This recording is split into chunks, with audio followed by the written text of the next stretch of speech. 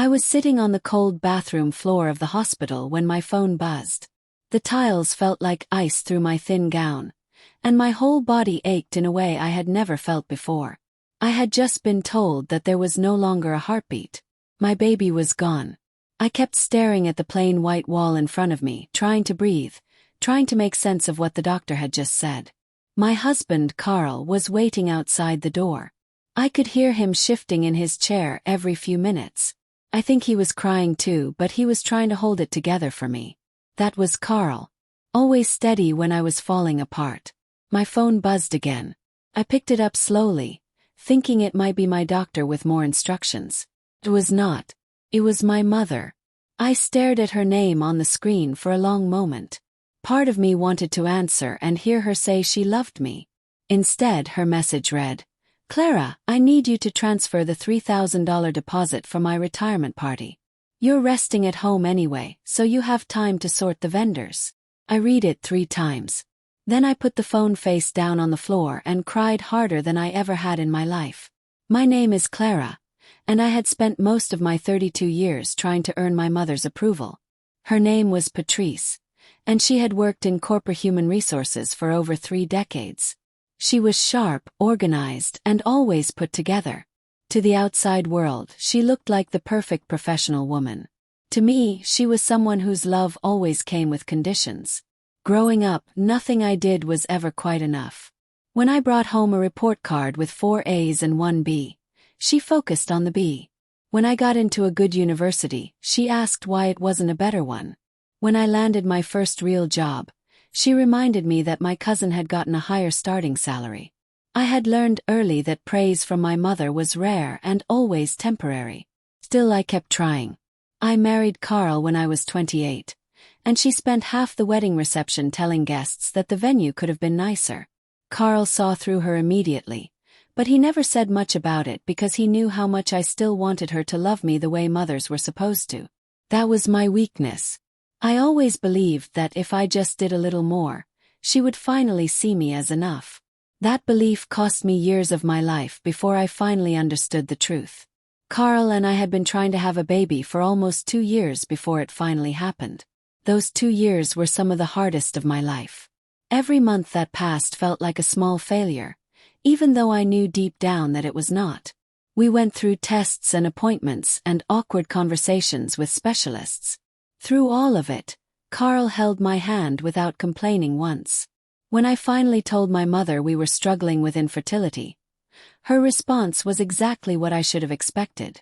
She said, "Maybe nature is telling you to slow down and focus on your career first." I did not respond. I just nodded and changed the subject. But her words sat in my chest for weeks like a stone.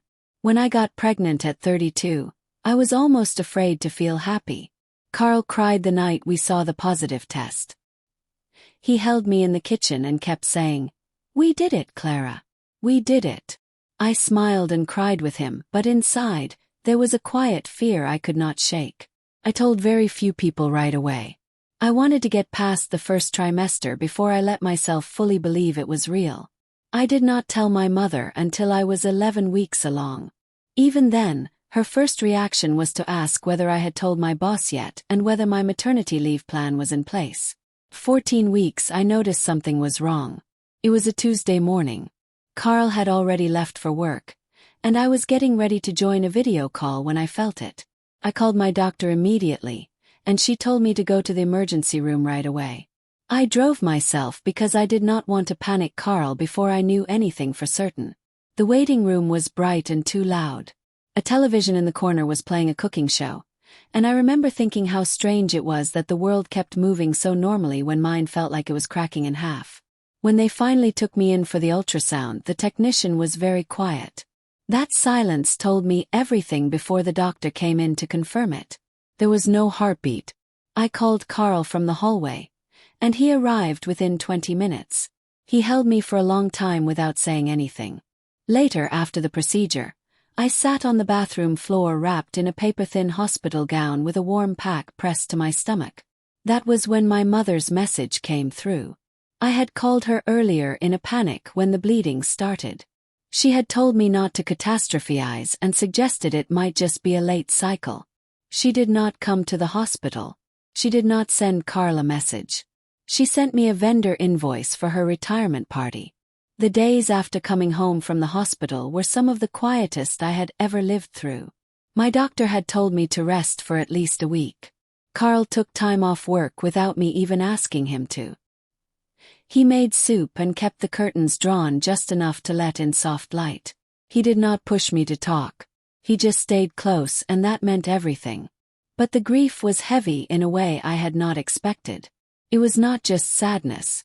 It was this strange emptiness, like a part of me had been quietly removed while I was not ready. I kept thinking about small things. The little yellow onesie I had hidden in the back of my drawer. The name Carl and I had started whispering to each other when no one else was around. I had not told anyone about the name yet. I was not ready to say it out loud now. On the third day home, I started getting messages from family members asking how I was doing. Some of them were kind and genuine. Others felt like they were checking in because they had been told to. My sister, Donna, called once and said all the right words, but she sounded distracted the whole time. My father left a voicemail saying he was thinking of me. My mother sent nothing. No call. No message. No flowers. Just silence. Until day 5 when everything changed. On the 5th day after my procedure, my phone lit up with a notification from our family group chat. My mother had sent a Google document link titled, Mom's Golden Retirement Gala. Planning Guide. I clicked on it without thinking.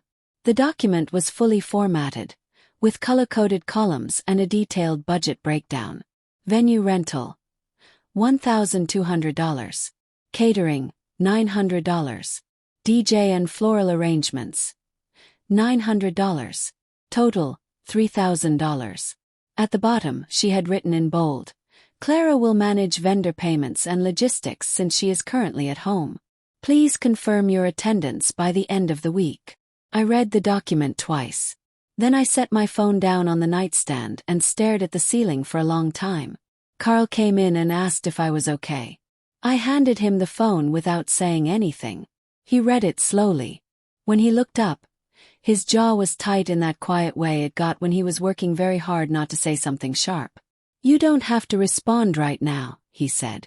But I picked up the phone anyway. I typed carefully. Mom, I just lost my baby 5 days ago. I'm still recovering physically and emotionally. I can't take on party planning right now. I hit send and put the phone on the charger. Her reply came less than 2 minutes later. 7. Her message back was short and direct. Everyone faces setbacks, Clara. My retirement only happens once. It's not too much to ask. Please Venmo the deposit by Friday.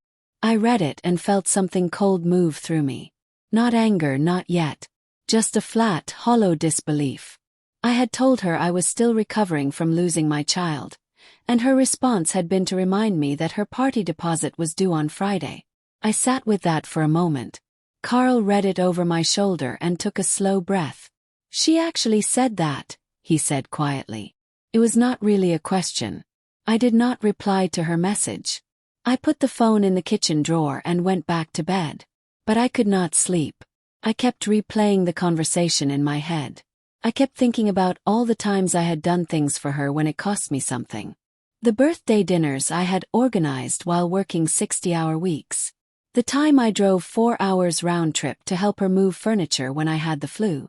The graduation speech I wrote for her niece because she asked me to. Every time I had said yes.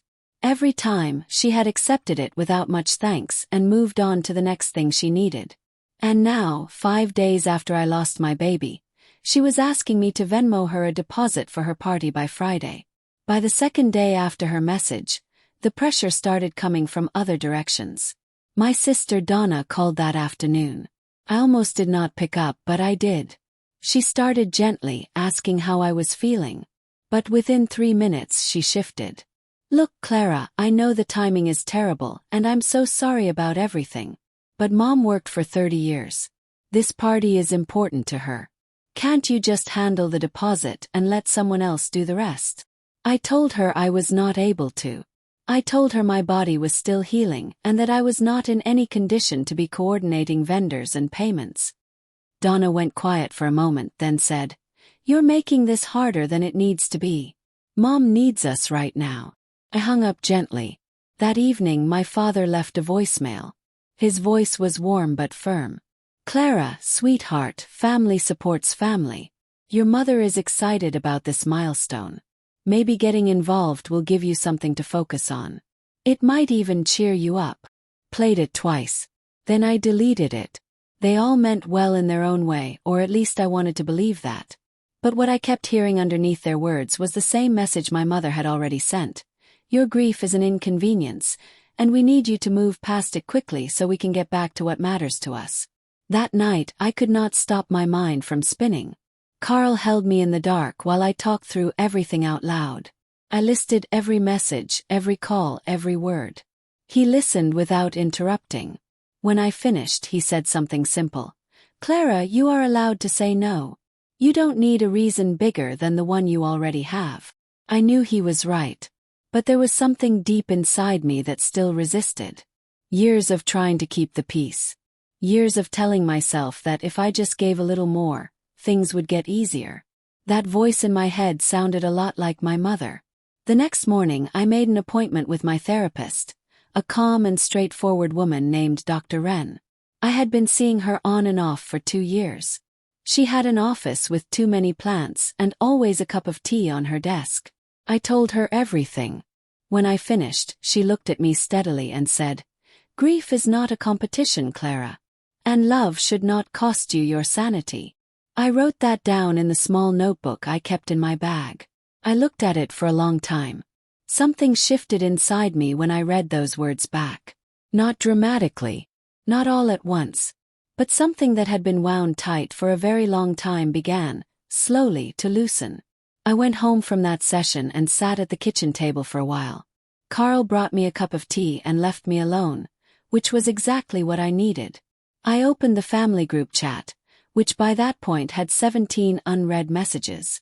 Several cousins had chimed in with their own opinions. One said I was being dramatic. Another said Mom had always done so much for the family and deserved better. A third posted a photo of my mother at some work event and captioned it, "Queen deserves her crown." I closed the chat. Then I opened a new message and typed carefully. I wanted every word to be clear. I wrote, "I am not paying for the party. I will not be attending, and I won't be organizing anything. I'm focused on my health and my marriage right now. Please respect my space." I read it over twice. Then I sent it to the full group chat and put my phone face down on the table. My hands were shaking slightly. But underneath the shaking was something I had not felt in a long time. Stillness. Like I had set down a bag I had been carrying for years without realizing how heavy it was. I breathed in. I breathed out. Carl came in a few minutes later, saw my face, and sat down across from me. "You okay?" he asked. "Yes," I said. And I meant it. The response was immediate. Within an hour my phone was ringing non-stop. I watched the screen light up and counted 14 missed calls from my mother. I let every single one go to voicemail. Then she moved to text. Some messages were angry. Others tried to sound hurt. One read, "After everything I've done for you your whole life, this is how you treat me." Another said, "You are making your grief everyone else's problem." I read a few and then stopped reading. I handed the phone to Carl and asked him to hold it for a while. Then I went and lay down. I was not angry in that hot, sharp way. I was tired.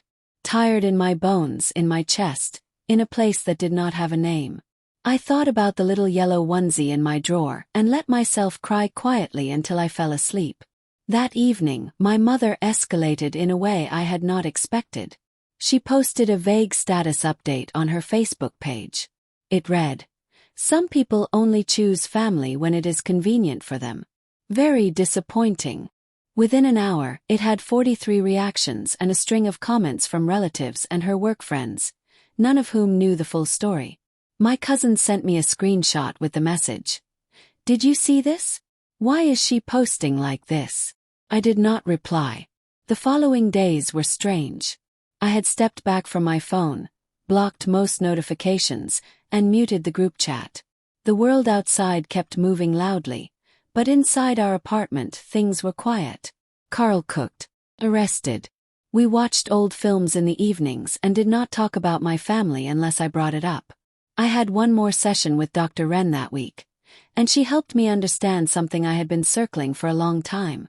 She said that some people treat the people closest to them as resources rather than as human beings. Not always out of cruelty, but out of habit. Out of a way of relating to the world that was built a long time ago and never questioned. She said the hardest part was not setting the boundary. The hardest part was tolerating the discomfort of holding it while everyone around you pushed back. She was right. The discomfort was real. Every unanswered call felt like something I was doing wrong, even though I knew I was not.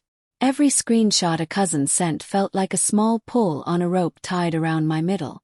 But I breathed through it. I walked around the block each morning, slowly, just to feel the air. And slowly, the weight that had been sitting on my chest since that hospital bathroom began to feel just a little less crushing. The party happened on a Saturday in the middle of the following month. I knew the date because it had been on the Google document. I did not reach out to anyone that day. Carl suggested we do something small and just for us, so we drove to a quiet place outside the city and had lunch at a little spot by a river. It was a warm afternoon, and the light on the water was soft and golden. We did not talk much. We did not need to. I thought about my mother standing in a decorated room somewhere, surrounded by people raising glasses to her. I felt something, but it was not what I expected. It was not anger or satisfaction or sadness.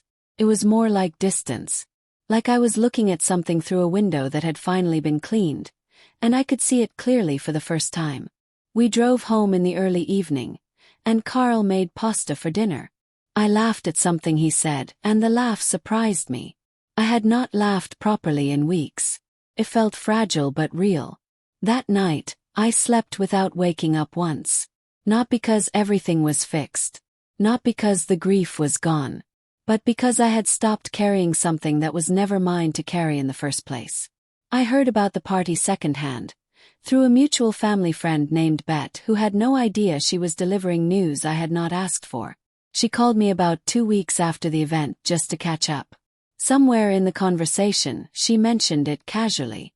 The venue had been double booked, she said. My mother had bragged to half her contact list about a luxury affair, but when the booking fell through, she had scrambled last minute and moved everything to a community center. The caterer she had originally booked had cancelled due to a scheduling conflict, so the food ended up being grocery store platters and 2 sheet cakes from the bakery section. A number of people who had RSVP'd did not show up. Bet said my mother had put on a brave face through the whole thing, but it was obvious she was rattled. I listened to all of this without saying much. When Bet finished, I said something like, "Oh, I'm sorry to hear it didn't go as planned," and moved the conversation along. I did not feel triumphant when I heard any of it. I want to be clear about that. I did not feel that the universe had handed my mother some perfect consequence. I just felt sad. Sad that she had pushed so hard for something that had not even given her what she wanted. Sad that she had spent so much energy on an event while her daughter was grieving at home. A few weeks later, I found out from my father that he had dipped into a portion of his own retirement savings to cover the shortfall from the party costs. That piece of information sat heavily with me.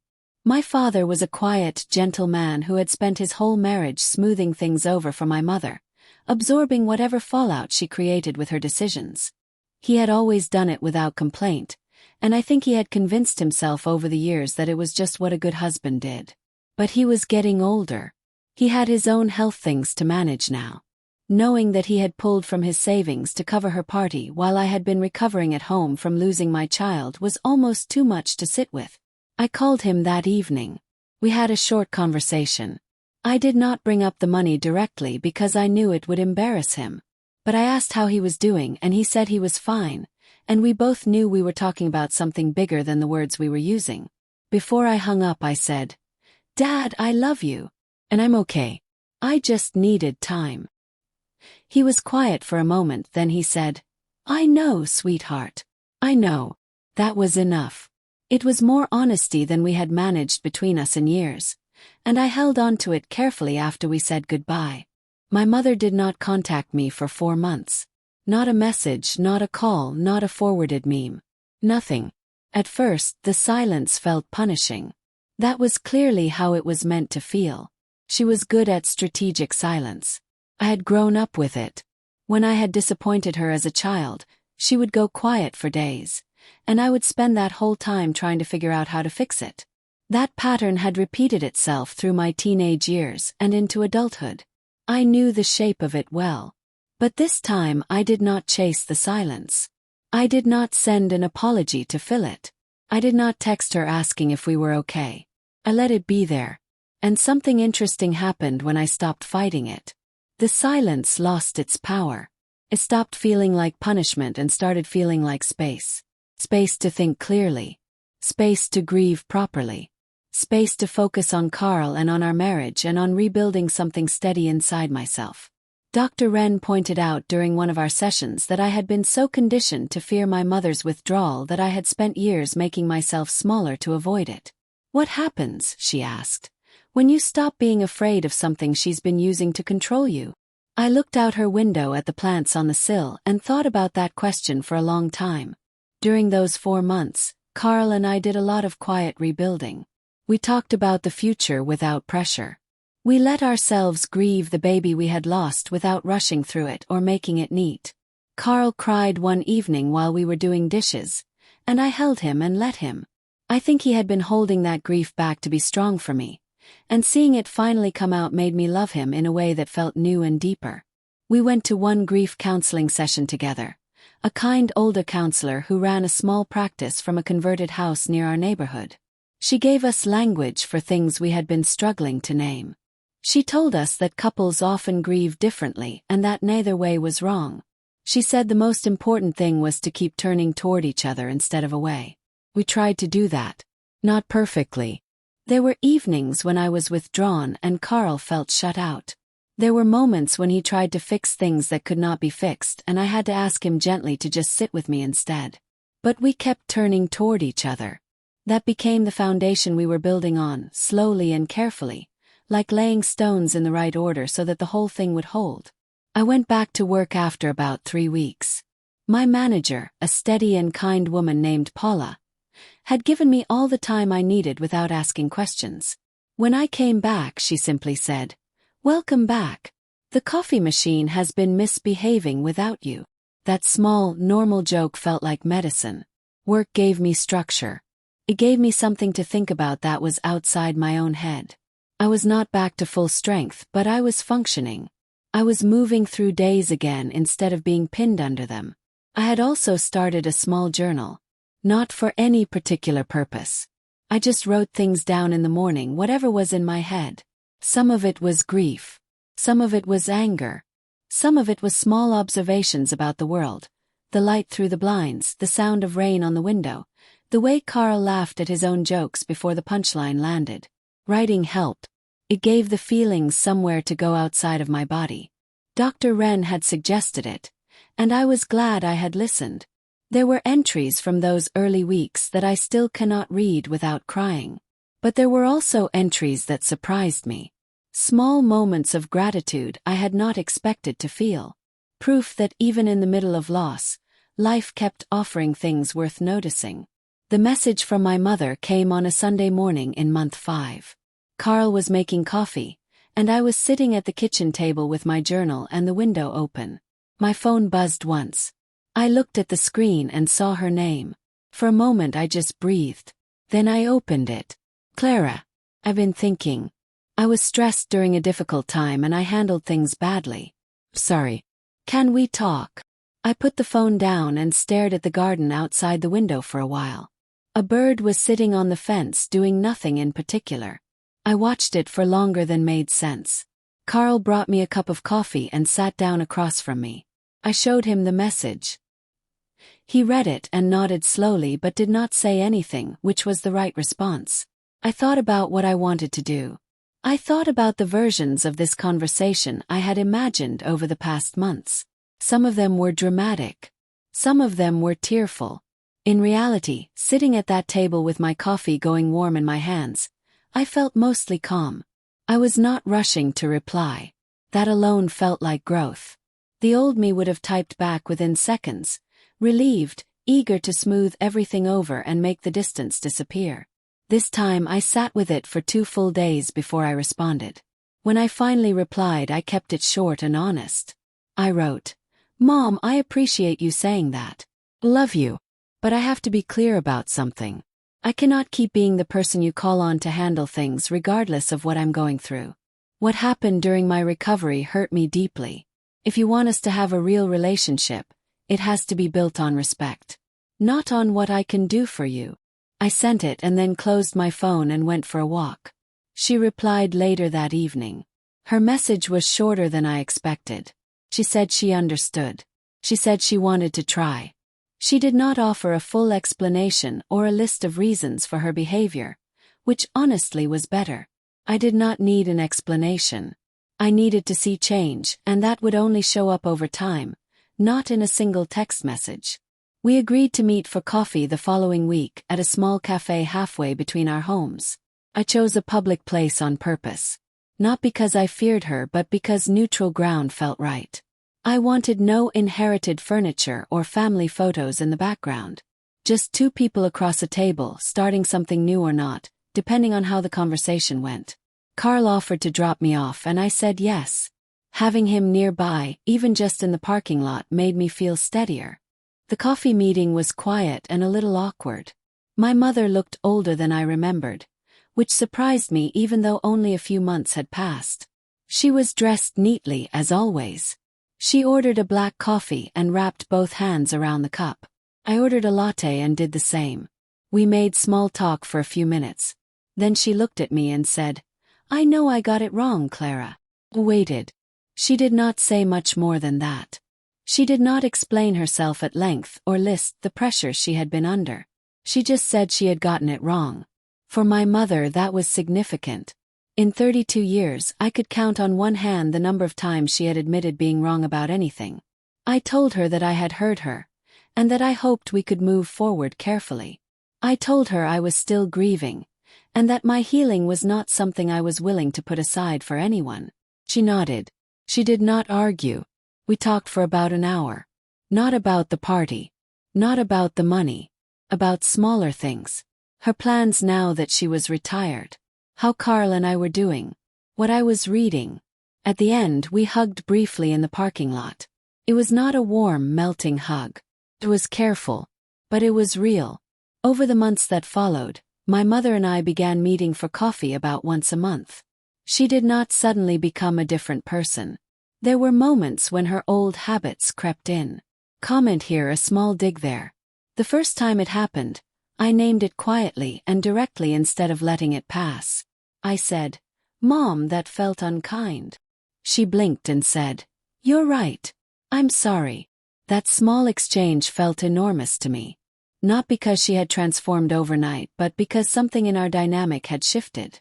She was no longer operating on the assumption that I would absorb whatever she said without response. And I was no longer pretending things did not sting when they did. It was slow and sometimes uncomfortable work. But it was honest. Dr. Wren called it a renegotiated relationship. She said that when one person changes the terms, the whole relationship has to find new footing. Sometimes the other person adjusts.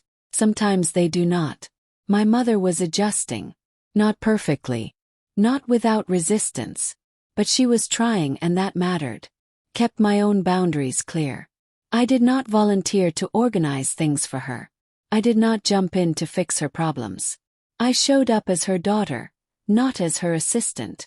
That distinction, small as it sounds, changed everything. Carl and I talked about trying again when I was ready.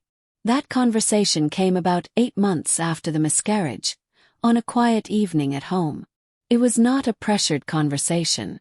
It was gentle and honest. We talked about fear and hope in the same breath. Carl said he would follow my lead on timing, and I believed him. We did not make any decisions that night. We just left the door open, which felt like the right amount. My body had healed physically within a couple of months. The emotional healing was longer and less predictable. There were still days when something small would catch me off guard. A baby announcement from a friend. A stroller in a grocery store aisle. A song on the radio that hit the wrong way. On those days, I let myself feel it without apology. I had stopped pretending that grief had a finish line. Did not. Just changed shape over time. What had once been a sharp and constant pain became something softer and more intermittent. Still there. Still real. But no longer the first thing I felt when I woke up in the morning. That shift happened gradually, and I was grateful for every small degree of it. Carl noticed it too. One evening he said, "You seem more like you lately." I thought about that for a moment and then said, "I think I actually am." Looking back at that year from the distance of several more months, I could see things I could not see while I was inside them. I could see how long I had been running on empty, filling up everyone else's tank while my own sat dangerously low. I could see how my mother's way of showing up in the world was not about me. Had never been about me. It was about her own fear, her own needs, her own relationship with control and recognition. Understanding that did not erase the hurt. But it made it easier to hold without it swallowing me whole. I also saw clearly what I had been given in Carl. Not a perfect partner. Not someone without flaws. But someone who had chosen to stay present with me through something that breaks a lot of people apart. I did not take that for granted. I tried to say so more often out loud in plain words. Because I had learned that the people who actually show up deserve to hear it. The people who send vendor invoices while you are bleeding do not get your silence or your labor. They get your honesty and, if they are lucky, the chance to do better. My mother was getting that chance. I was watching carefully and holding my boundaries steady. Not out of coldness. Out of the knowledge that I had finally learned what I was worth. It has been over a year since I sat on that cold hospital bathroom floor reading a message about a party deposit. The little yellow onesie is still in my drawer. I have not moved it, and I am not ready to. Some things do not need to be resolved. They just need to be honored. I still see Dr. Wren once a month. I still write in my journal most mornings. Carl and I are okay, in the truest sense of that word. Not performing okay. Actually okay. My mother and I are a work in progress, which I have come to accept as enough for now. I am not waiting for her to become someone she may never fully be. I am just tending to the version of our relationship that is honest and possible. If you are reading this and you are in the middle of something like what I went through, I want you to know something. You are allowed to say no. You are allowed to close the group chat and let the phone ring out and sleep through the night without guilt. Grief is not a competition. Loss does not make you obligated. And protecting the space you need to heal is not selfish. It is the most important thing you can do. Not just for yourself. For everyone who actually loves you and needs you to still be standing when the dust settles. Choose your healing. Every single time.